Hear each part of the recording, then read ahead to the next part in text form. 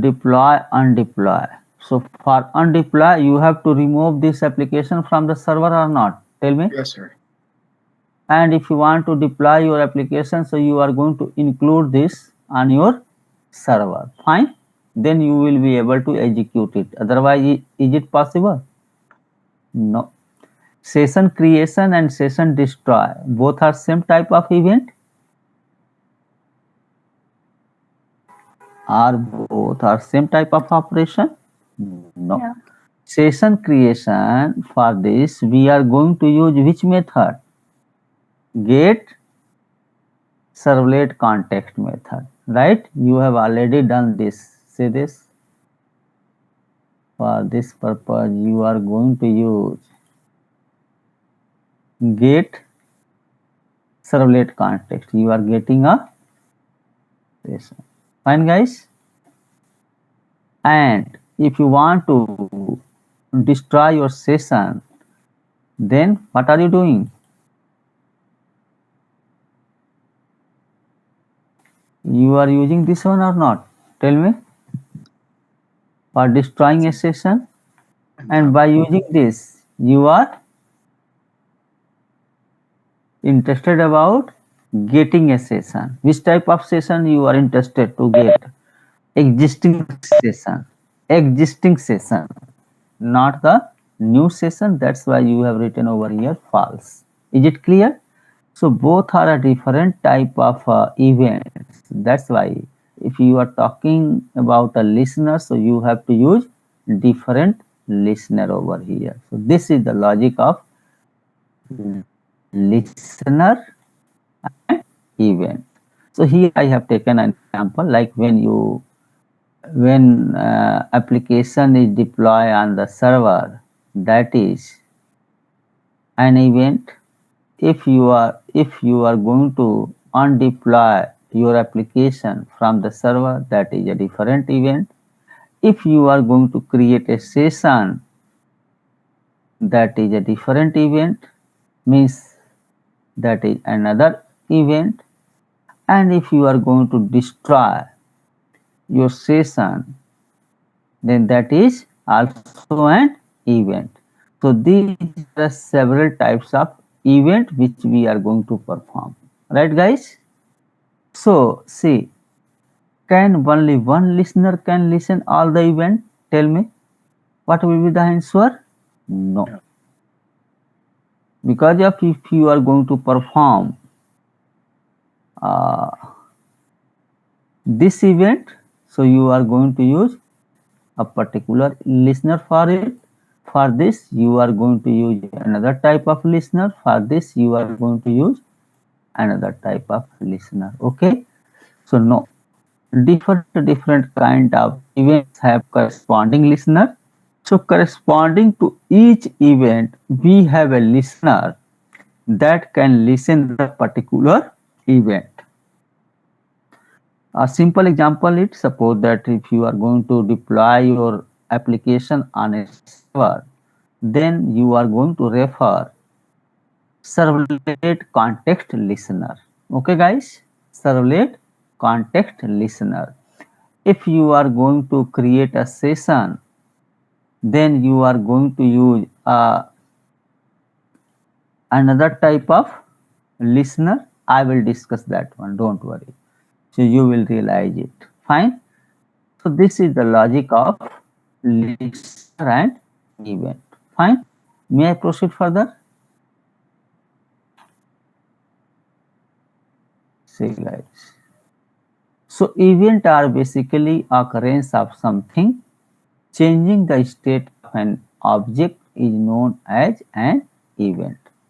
So we can perform some important tasks at the occurrence of the events, such as counting current logged in users, creating tables of the database at the time of deploying the project, or creating a database connection object. So now tell me, guys, here there are three events. You are going to count all the users which are currently logged in, and in the next one that you are going to create a table of the database at the time of deploying the project. Now tell me, there are three events or not, guys? And both and all events are different to each other or not, guys? Can you say that counting current logged in user and creating a table of a database is both are a same type of event? No, sir. Tell me. No. So this is the logic of event. Fine. So there are three types of event which we are going to perform. So I have taken such type of example. Okay. Now move on. Next slide. So see, there is a servlet context event. Fine. So what is it? Servlet context event is a notified listener is going to listen such type of event. Is it clear? Means if you are going to deploy your application on a server, so that is a event, and this servlet context listener is going to listen that event. Is it clear? So if you want to perform some action at the time of deploying the application, such as creating a database connection, creating all the table of the project, etc., you need to implement servlet context listener. So guys, if you are going to perform such type of operation at the time of deploying your web application on a server, so you are going to use servlet context listener interface, and it's provide the implementation of its method. So actually this is a interface. Fine. So whenever you are going to refer this listener at the time of, just keep in the mind, whenever you are going to deploy your application on a server, then you are going to use servlet context event. You are going to perform such type of event, and this event is going to be listened by whom? By servlet context listener. Okay. Now see, you will realize it. Don't worry. Just keep a patience. Here, if you are performing a servlet context event, so actually in this there is one method which is going to return the instance of servlet context, that is called get servlet context. What is it? Get servlet context, and it returns what? Application scope of the object and nothing else. You have already used it. Have you realized it? You are using it or not? Earlier you have used it. So actually it returns the application scope and nothing. Means it is going to return an object which is related to application scope. Get servlet context. If you are using a get servlet context, this you have already used it.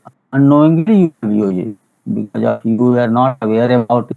What is the meaning of event and listener, but you have used it. So it's going to return what? Servlet object of, it is returning what? An instance of servlet context object. Listen. Fine, guys. So this is the logic. And if you are performing this event, so who is going to listen it? Servlet context listener is going to listen it. And whenever this listener is going to listen it, so actually here you can perform two types of operations, like there are two methods in this servlet context listener. First one, that is context initialize method, that is already inbuilt because of servlet context listener, that is an interface, right?